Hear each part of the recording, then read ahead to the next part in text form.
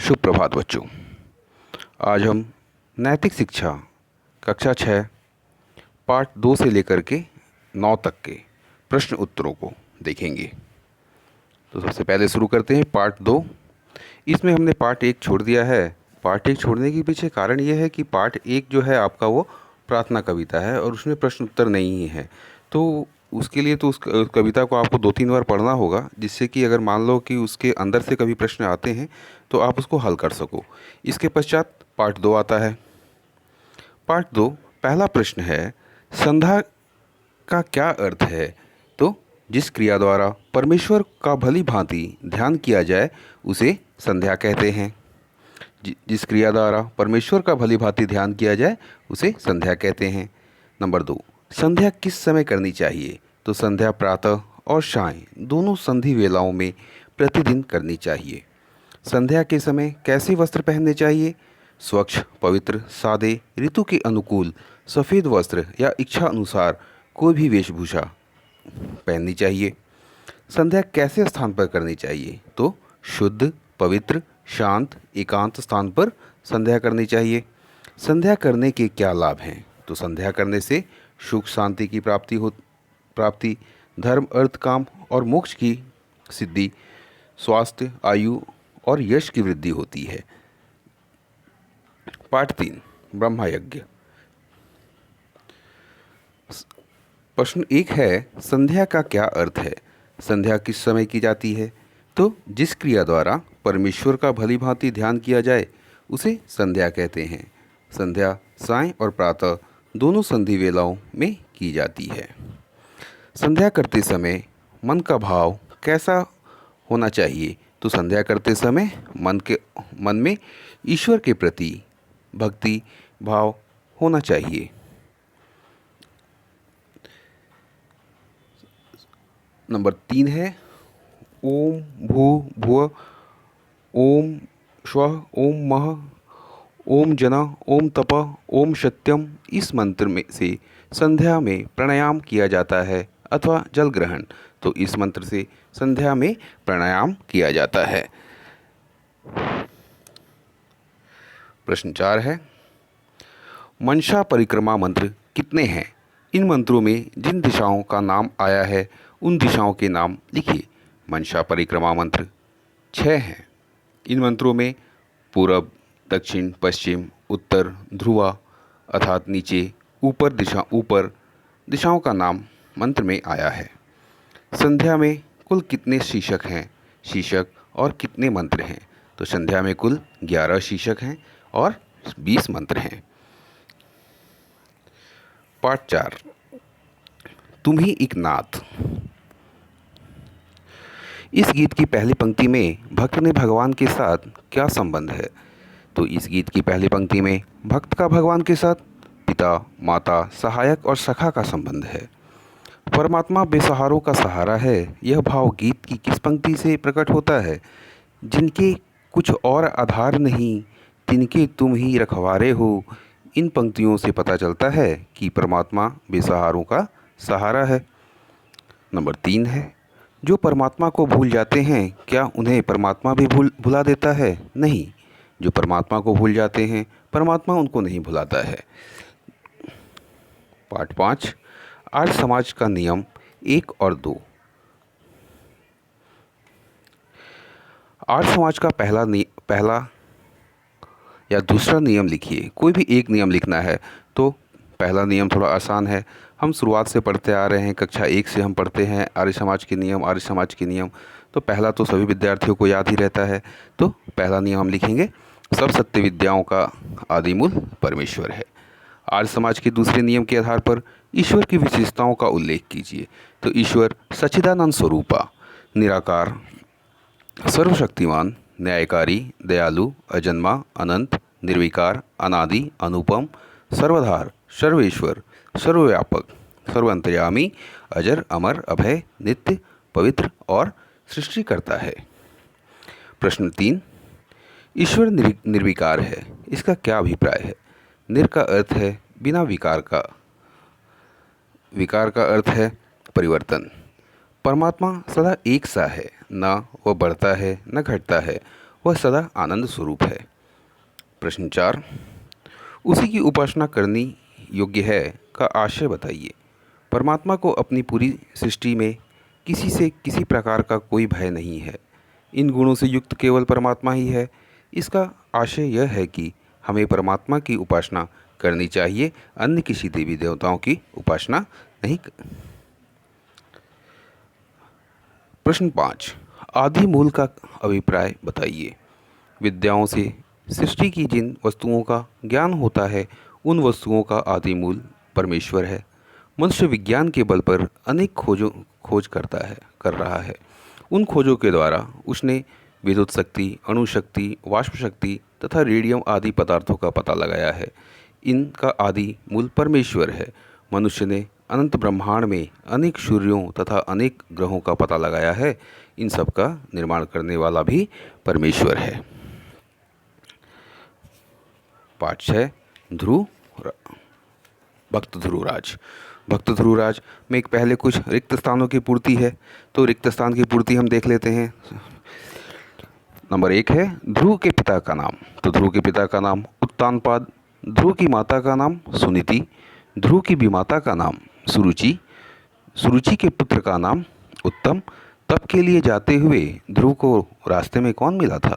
ध्रुव को रास्ते में नारद मुनि मिले थे। सही उत्तर लिखना है नंबर 2 में। राजा की बड़ी रानी का नाम सुनीति था, सुनीति के पुत्र का नाम ध्रुव था। गोद में ध्रुव को देख छोटी रानी चिढ़ गई। कौन चिढ़ गया? तो छोटी रानी चिढ़ गई। नंबर 4 है ध्रुव के वन जाने पर राजा को चिंता हुई। राजा को चिंता हुई, चिंता जो है वो ब्लैंक्स एरिया में है। तपस्या से ध्रुव ने डैश को प्रसन्न किया, पर तपस्या से ध्रुव ने परमात्मा को प्रसन्न किया। किस घटना ने ध्रुव को ध्रुव भक्त बना दिया? तो पिता की गोद में बैठने वाली घटना ने ध्रुव को ध्रुव भक्त बना दिया। अब इस घटना की जानकारी के लिए आपको अपनी पाठ्य पुस्तक का ये पाठ पढ़िएगा आप, तो उसमें आपको जानकारी मिलेगी कि क्या स्टोरी है इसकी। बहुत ही रोचक स्टोरी है, आप इसको एक बार अध्ययन जरूर कर लीजिएगा। नंबर 4 है ध्रुव तारे का नामांकन कैसे हुआ? तो ध्रुव अपनी अटल प्रतिज्ञा से इतने प्रसिद्ध हुए कि लोग कहते हैं कि उन्हीं के नाम पर आकाश में स्थित एक तारे का नाम ध्रुव तारा पड़ा। इस कथा से हमें क्या शिक्षा मिलती है? तो इस कथा से हमें यह शिक्षा मिलती है कि कठिन से कठिन परिस्थितियों में हमें विचलित नहीं होना चाहिए।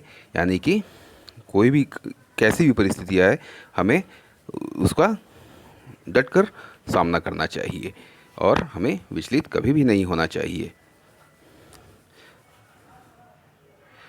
पार्ट 7, मर्यादा पुरुषोत्तम राम। फिलहाल दूरदर्शन पे बहुत सारे चैनलों पे अभी रामायण तो चल ही रहा था, तो विद्यार्थीगण आप लोगों ने सबने ये रामायण तो देखी ही होगी और इसके प्रश्न उत्तर आपके लिए अब तो बहुत ही सरल हो गए होंगे। भगवान राम किस युग में उत्पन्न हुए? तो भगवान राम त्रेता युग में उत्पन्न हुए। राजा दशरथ के पुत्रों के नाम लिखिए। राम, लक्ष्मण, भरत और शत्रुघ्न। श्री राम और लक्ष्मण मुनि विश्वामित्र के साथ वन में क्यों गए? तो श्री राम और लक्ष्मण मुनि विश्वामित्र के साथ उनके यज्ञ की रक्षा करने के लिए वन में गए। श्री राम को वनवास क्यों मिला? श्री राम को वनवास भरत की माता कैकई के कारण मिला। कैकई ने राजा दशरथ से 2 वर मांगे जिनका वे पहले वादा कर चुके थे। पहले वर में भरत को राजगद्दी और दूसरे वर में से श्री राम को 14 वर्ष का वनवास मांगा। इसी कारण राम को वनवास की प्राप्ति हुई। सीता हरण में रावण ने किससे सहायता ली? तो सीता हरण में रावण ने मारीच से सहायता ली थी। सुग्रीव ने श्री राम के साथ दोस्ती कैसे निभाई? तो सुग्रीव ने अपनी सेना के साथ मिलकर रावण के खिलाफ युद्ध में श्री राम का साथ दिया। इसी तरह से उसने अपनी दोस्ती का निर्वहन किया। सीता जी की खोज किसने की? तो सीता जी की खोज हनुमान ने की। लक्ष्मण को किसके बाण से मूर्छा आई? लक्ष्मण को मेघनाद के बाण से मूर्छा आई। लंका का राजा श्री राम ने किसे दिया और क्यों? लंका का राज्य श्री राम ने किसे दिया और क्यों? तो लंका का राज्य श्री राम ने रावण के भाई विभीषण को दिया, जो रावण की दुर्नीति तथा अपमान से दुखी होकर युद्ध से पहले ही राम की शरण में आ गया था। श्री राम के जीवन से हमें क्या शिक्षा मिलती है? आदर्श और सिद्धांत का पालन करने के लिए, हर कठिनाई को सहन करने के लिए तैयार रहना चाहिए। उच्च आदर्श और सिद्धांत का पालन करने के लिए, हर कठिनाई को सहन करने के लिए हमें सदा तैयार रहना चाहिए। यही शिक्षा हमें राम के जीवन से प्राप्त होती है। अब पाठ 8, कृष्ण चरित्र। श्री कृष्ण के जन्म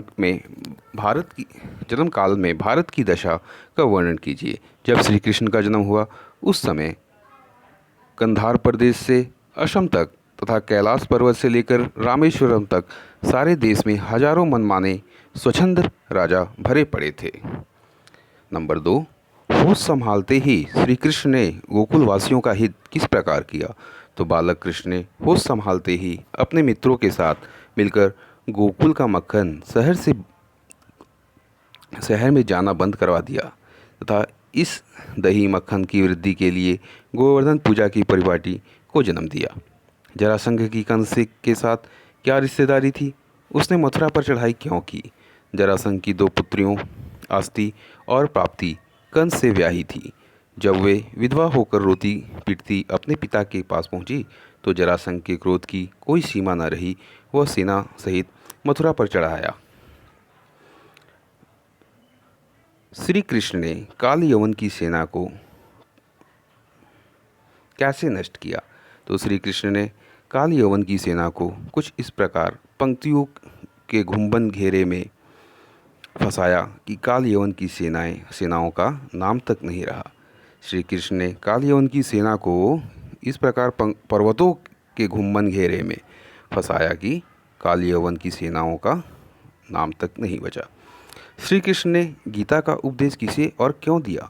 तो श्री कृष्ण ने गीता का उपदेश अर्जुन को देकर उसे धर्म युद्ध के लिए तैयार किया। पाठ 9, धर्मवीर हकीकत राय। धर्मवीर हकीकत राय।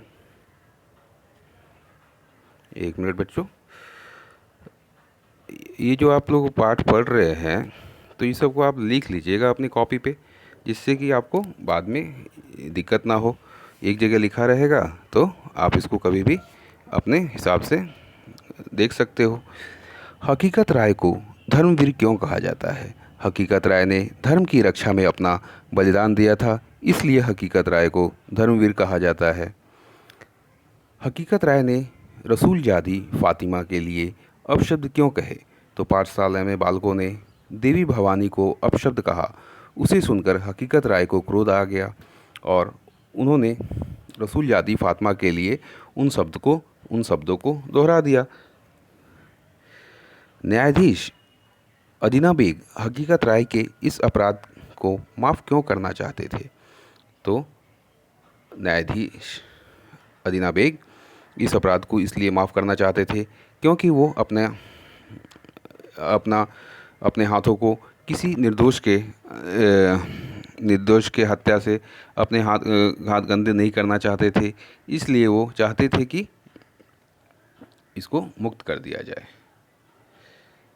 काजी साहब इस अपराध का क्या दंड उचित समझते थे?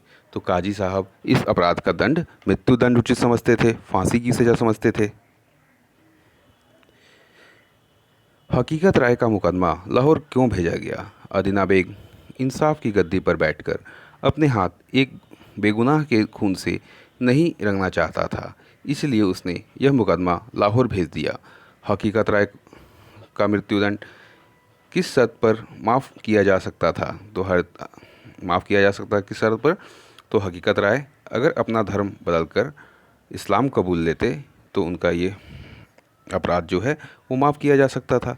हकीकत राय ने यह शर्त स्वीकार क्यों नहीं की?